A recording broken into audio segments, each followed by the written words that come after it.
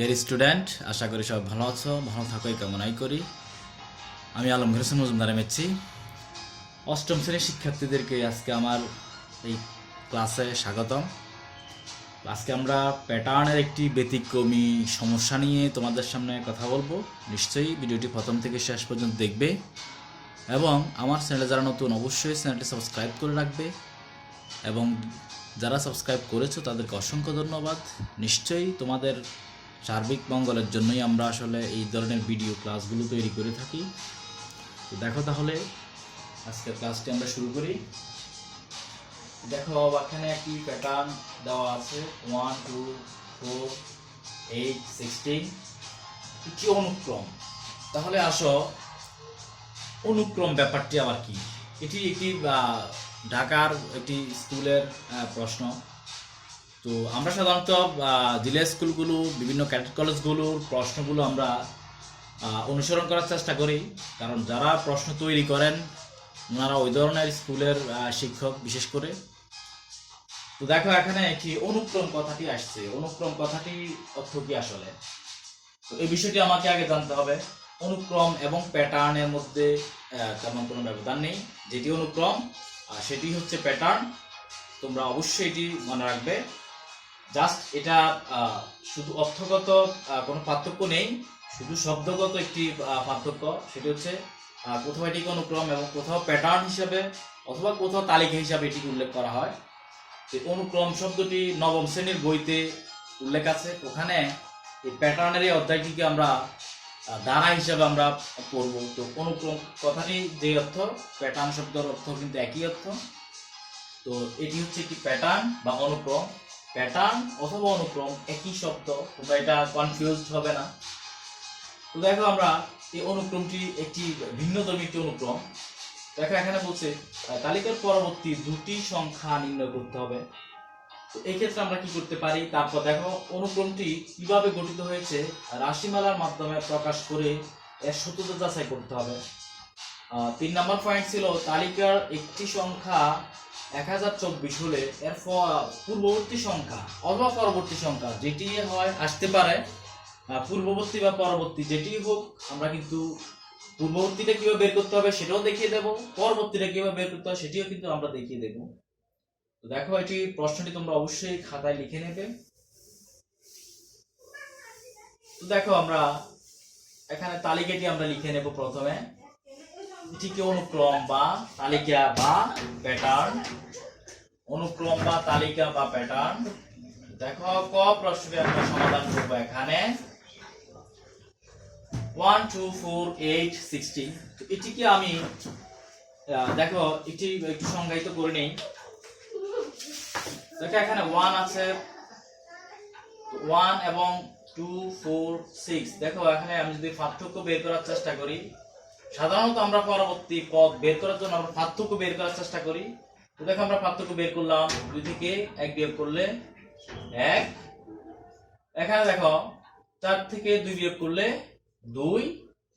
এখানে দেখো 8 থেকে 4 বিয়োগ করলে 4।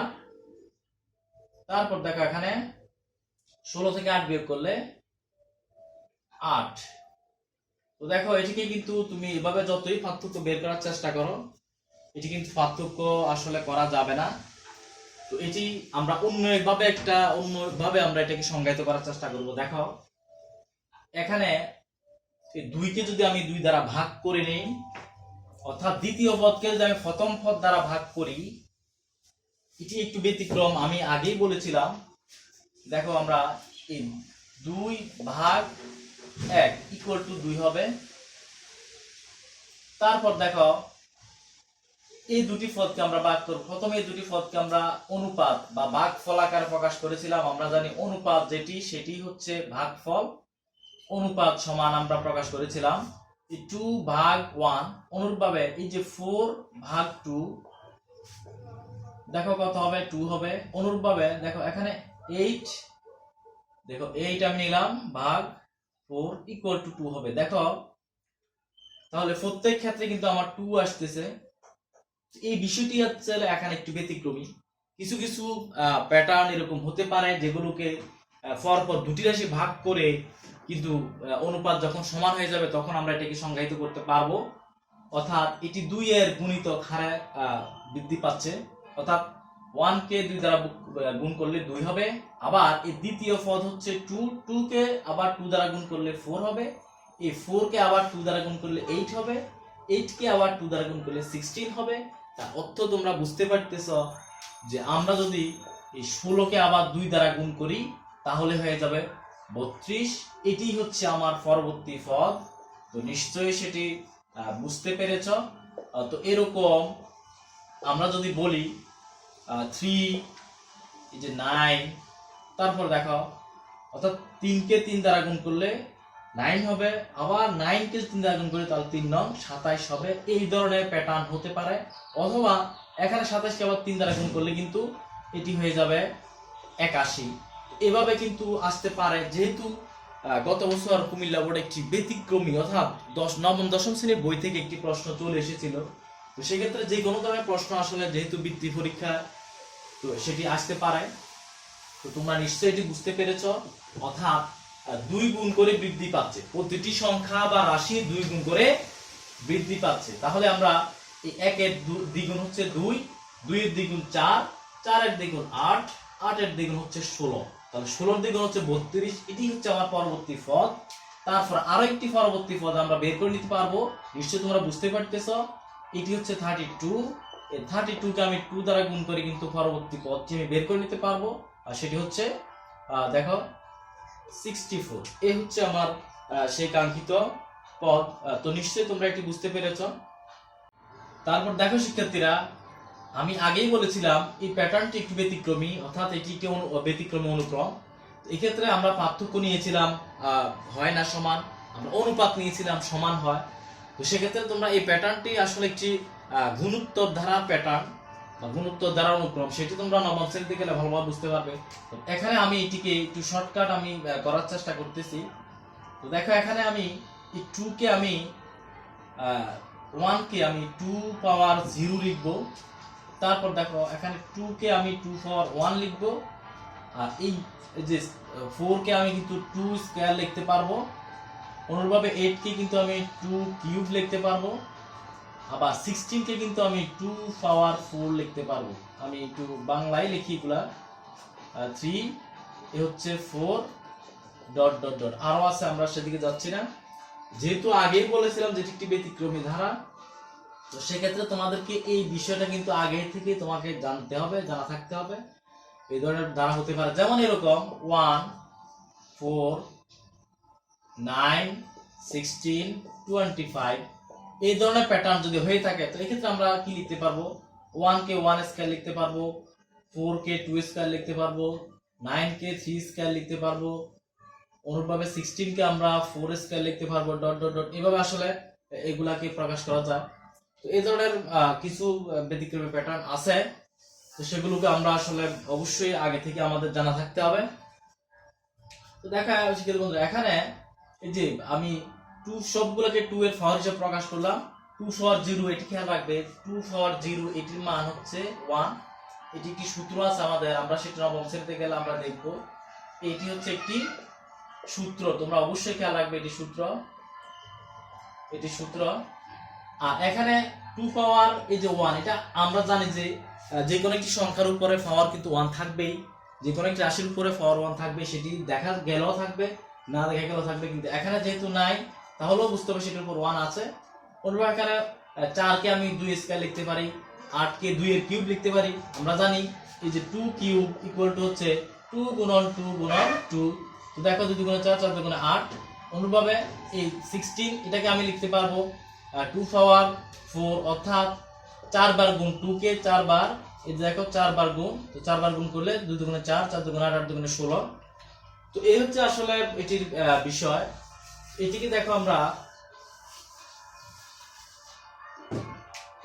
আমরা এই দেখো 2 পাওয়ার যেহেতু 0 1 2 3 ইত্যাদি করে এটি বৃদ্ধি পাচ্ছে। তো এই সংখ্যাটাকে আমরা যেহেতু 2 এর গুণিতক হারে, যেহেতু 2 এর গুণিতক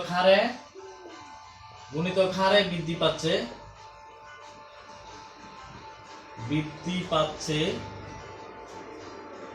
এবং 2 এর পাওয়ার কিন্তু 0 1 2 3 ইত্যাদি করে বৃদ্ধি পাচ্ছে। 2 এর ঘাত 0 1 2 3 4 ইত্যাদি। তো সেক্ষেত্রে এটিকে আমরা একটি রাশির সাহায্যে প্রকাশ করতে পারি। তো সেই বীজগণিতের রাশিটি হচ্ছে এরকম, দেখো বীজগণিতীয় রাশি। সেই বীজগণিত রাশিটি দেখো 2 পাওয়ার 2 কিন্তু থাকবে, যেহেতু সবগুলোর সাথে 2 আছে। এখানে দেখো আমরা যে এখানে ক মাইনাস 1 লিখি, তাহলে কিন্তু আমরা এটি দেখো মিলে যাবে। আমি যদি ক এর মান 1 2 3 ইত্যাদি বসাই, আমরা জানি ক ইকুয়াল টু 1 2 3 ইত্যাদি। তাহলে ক এর মান 1 বসালে দেখো এই 1 মাইনাস 1 সমান 0 হয়ে যাবে। ক এর মান 2 বসালে 2 মাইনাস 1 1 হবে। ক এর মান যদি আমি 3 বসাই তাহলে 3 মাইনাস 1 2 হবে। তো এটিকে আসলে আমরা এই ধরনের রাশিতে প্রকাশ করতে পারি, এই ধরনের বীজগণিত রাশি দিয়ে। তো দেখো এটি আগেই বলেছিলাম ব্যতিক্রম, তো ব্যতিক্রম মানেই ব্যতিক্রম, এটার সবকিছু ব্যতিক্রম আসলে। তো দেখো আমরা আমাদের এইটি এখন আমরা একটু যাচাই করার চেষ্টা করব। তো যাচাইটা আমরা কিভাবে করব সেটি একটু দেখো। তো এখানে দেখো প্রথম দ্বিতীয় তৃতীয় চতুর্থ পঞ্চম পদ পর্যন্ত আছে। আমরা যদি 1 2 3 4 চতুর্থ পদ আমরা বের করি, চতুর্থ পদ এই ক্ষেত্রে কি হবে, ক ইকুয়াল টু নিশ্চয় 4 হবে। তাহলে দেখো 2 পাওয়ার, সুতরাং 2 পাওয়ার এই যে দেখো 2 পাওয়ার হচ্ছে ক এর মান 4 বিয়োগ 1 ইকুয়াল টু হচ্ছে, তো দেখো 4 বিয়োগ 1 হচ্ছে কত 3। তো 2 এর পাওয়ার 3 অর্থ আমরা জানি, একটু আগে আমি দেখিয়েছিলাম 2 পাওয়ার 3 হচ্ছে 2 গুণন 2 গুণন 2, তার মানে 2 কে 3 বার গুণ করলে আমরা পেয়ে যাব 8। এই যে আমরা সত্য পদটি পেয়ে গেলাম। এটি হচ্ছে আমার সত্যতা যাচাই। আমার সত্যতা যাচাই হয়ে গেল। আশা করি এটি তোমরা বুঝতে পেরেছো। একটু ব্যতিক্রমী একটি সমস্যা। তো এটি অবশ্যই বারবার প্র্যাকটিস করবে এবং এই ধরনের যত প্রশ্ন আছে সেগুলো প্র্যাকটিস করবে। তারপর দেখো আমরা গ প্রশ্নটি নিয়ে আমরা কথা বলবো।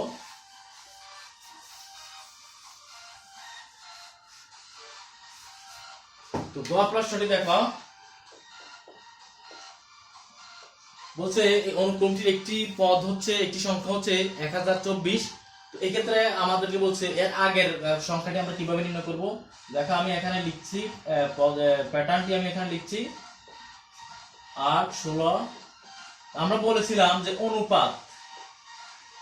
অনুপাত হচ্ছে কত, এই যে 2 ভাগ 1 সমান 2, আবার 4 ভাগ 2, অর্থাৎ এই দুটি পদ ভাগ করলাম, এই দুটি পদ ভাগ করলাম, এই দুটি পদ ভাগ করলাম, অর্থাৎ 4 ভাগ 2 তাহলে 2 হবে। অনুরূপভাবে এই যে 8 ভাগ 4, এই 8 ভাগ 4 সমান 2 হবে।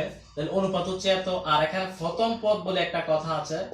প্রথম পদ বলতে যে সংখ্যাটি প্রথমে আছে সেটি হচ্ছে প্রথম পদ, তাহলে প্রথম পদ হচ্ছে 1। তো আমাদের এই যে কোনো একটা ধরো যে কোনো একটা পদ সংখ্যা বের করতে হলে আমাদেরকে বীজগণিত রাশিমালা লাগবে, কিন্তু এখানে যেহেতু বীজগণিত রাশিমালা আমরা খতে বের করে ফেলছি, তো আমরা সেটি থেকে আমরা নিয়ে আসতে পারি। তো খ হতে পাই বীজগণিতীয় রাশিমালা।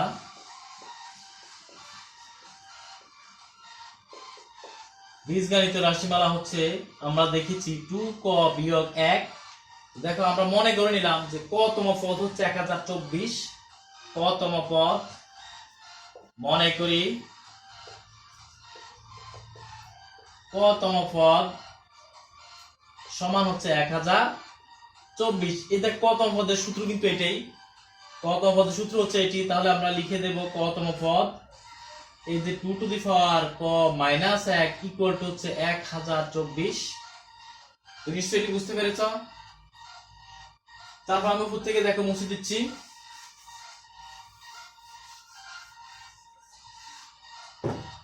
দেখো এখানে এই যে 2 ক মাইনাস 1, 2 4 ক মাইনাস 1 ইকুয়াল টু 1024। এই 1024 কে আমরা এবার বিভাজিত করব 2 দ্বারা যদি ভাগ করি তাহলে 512। 2 দ্বারা ভাগ করলে এভাবে ভাগ করে করে আমরা পেয়ে যাব 2 দ্বারা ভাগ করো 2 দুগুণে 4 থাকে 1, 11 5 দুগুণে 10 থাকে 1, থাকে 1, 12 6 দুগুণে 12। আবার দেখো এটাকে আমি ভাগ করে নেব 25, 24 দুগুণে 12 দুগুণে 24, আর 12 দুগুণে 24, 12 আর হচ্ছে 3 দুগুণে 6, 12 দুগুণে 24, 1 16, 8 দুগুণে 16। এভাবে ভাগ করে করে কিন্তু আমরা পেয়ে যাব 12 দুগুণে 24, আর এখানে রইল 1 6, তাহলে 8 দুগুণে 16। আবার দেখো এটিকে আমরা ভাগ করি তাহলে 6 দুগুণে 12, 4 দুগুণে 8। আবার যদি ভাগ করি তাহলে হবে 3 দুগুণে 6, 2 দুগুণে 4। আবার ভাগ করলে কত হবে? 16 দুগুণে 32, 8 দুগুণে 16, 2 দুগুণে 4। তাহলে দেখো 2 কয়টি? 1টি, 2টি, 3টি, 4টি, 5টি, 6টি, 7টি, 8টি, 9টি। তাহলে এটিকে আমরা 10টি 2 পেয়ে গেলাম। দেখো তাহলে আমরা কি লিখতে পারি? আমরা এটিকে 2 পাওয়ার 10 লিখতে পারি, অর্থাৎ 2 কে 10 বার গুণ করলে আমরা পেয়ে যাব 1024। দেখো এক্ষেত্রে এটি এবং এটি যদি সমান হয়ে থাকে তাহলে এটি এবং এটি সমান হয়ে যাবে। তাহলে আমরা লিখতে পারি ক বিয়োগ 1 ইকুয়াল টু 1024, সরি 10। তাহলে এই ক এখানে বিয়োগ 1, এই বিয়োগের 1 আমি এদিকে নিয়ে আসবো, তাহলে এটি যোগ 1 হয়ে যাবে। তাহলে এটি হচ্ছে কত পদ? তাহলে 11তম পদ। তো 11তম পদ হলে আগের পদটি কত হবে? নিশ্চয় তোমরা বুঝতে পারতেছ। তাহলে এই যে 1024 এটি হচ্ছে 11তম পদ। 11তম পদ যদি এটি হয়ে থাকে তাহলে আগের পদটি কত হবে তোমরা নিশ্চয়ই বুঝতে পারতেছ। আগের পদটি হবে নিশ্চয়ই দশম পদ। তো দশম পদ আমরা বের করব। পূর্ববর্তী পদ বা দশম পদ, দশম পদ ইকুয়াল হচ্ছে আমরা বের করে নিতে পারবো এখান থেকে। দেখো দশম পদ হইলে ক এর মান নিশ্চয়ই ক ইকুয়াল টু হবে 10। সুতরাং 2 টু দি পাওয়ার, দেখো আমাদের ছিল ক বিয়োগ 1, তাহলে ক এর মান হচ্ছে 10 বিয়োগ 1, তাহলে 2 টু দি পাওয়ার কত হলো? নিশ্চয়ই 10 থেকে 1 বিয়োগ করলে 9 ইকুয়াল টু আমাদের হয়ে যাবে 512। 2 টু দি পাওয়ার 10 আমরা ক্যালকুলেটর দিয়ে নেব। ক্যালকুলেটর নিশ্চয়ই তোমরা হিসাব করতে জানো। ক্যালকুলেটরে পাওয়ার বলে একটা কথা আছে। তো ওখানে আমরা এই 2 টু দি পাওয়ার 9 কে যদি আমরা দিয়ে দেই তাহলে আমরা 512 পেয়ে যাব। অনুরূপভাবে যদি আমরা পরবর্তী পদটি বের করতে চাই তাহলে নিশ্চয়ই পরবর্তী পদটি কত হবে নিশ্চয়ই তোমরা বুঝতে পারতেছ। পরবর্তী পদ নিশ্চয়ই 11তম পদ। 11তম পদ হলে এক্ষেত্রে ক এর মান কত হবে? নিশ্চয়ই 11। তাহলে আমরা পেয়ে যাব 2 টু দি পাওয়ার 11 বিয়োগ 1 ইকুয়াল টু হচ্ছে 11 থেকে 1 বিয়োগ করলে 2 টু দি পাওয়ার 12তম পদ। এটি হচ্ছে 11তম পদ, এটি হচ্ছে 12তম পদ হবে 12তম পদ। তাহলে এখানে 12 থেকে 1 বিয়োগ করলে 11, তো নিশ্চয়ই এটি হয়ে যাবে 2048 হয়ে যাবে এটি। তো তোমরা এটি ক্যালকুলেটরের সাহায্যে হিসাব করে নেবে। ক্যালকুলেটরে এরকম একটি চিহ্ন আছে দেখবে। তাহলে এই 2 সংখ্যাটি লেখার পরে এটি দিয়ে 11 লিখবে, তাহলে ইকুয়াল টু চলে আসবে 2048। হিসাব করে বের করে নেবে তোমরা অবশ্যই। তো নিশ্চয়ই এটি বুঝতে পেরেছো, এটি একটি ব্যতিক্রমী সমস্যা আসলে। তো যারা আজ পর্যন্ত এটি করনি, যদি এটি বুঝে থাকো ভালোভাবে তাহলে অবশ্যই ভিডিওটি ভালোভাবে দেখে এটিকে একটি লাইক করবে, একটি কমেন্টস করবে। দেখা হবে নতুন কোনো ক্লাসে। আল্লাহ হাফেজ।